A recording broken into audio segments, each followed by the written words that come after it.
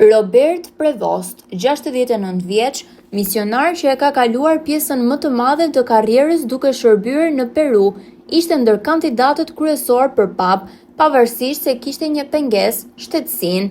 Prej kohësh ka ekzistuar një tabu ndaj përzgjedhjes së një pape amerikan për shkak të fuqisë gjeopolitike që Shtetet e Bashkuara ushtrojnë në sferën sekulare. Megjithatë, Prevost me origjinë nga Chicago, duke qenë edhe shtetas i Perus, edhe vite të tjera të jetuara atje, fillimisht si misionar dhe më pas si kryepeshkop, u pasi një figurë e pranueshme, shkruan Associated Press. Papa Francesku kishte kthyer sytë e Prevost prej kohësh dhe në shumë aspekte e konsideronte atë si pasuesin e tij të mundshëm.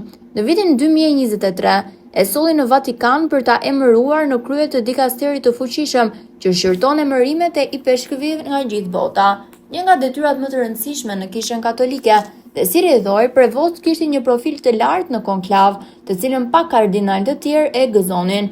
I lindur në Chicago në vitin 1955, Prevost shërbeu si ndihmës në altar dhe u bë prift në vitin 1982.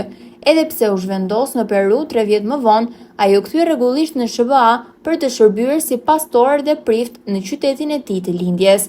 Ai do të jetë amerikani i parë që do të mbajë rolin e papës, megjithse konsiderohet si një kardinal nga Amerika Latine për shkak të shumë viteve që i kaloi si misionar në Peru përpara se të bëhej dhe kryepeshkop atje.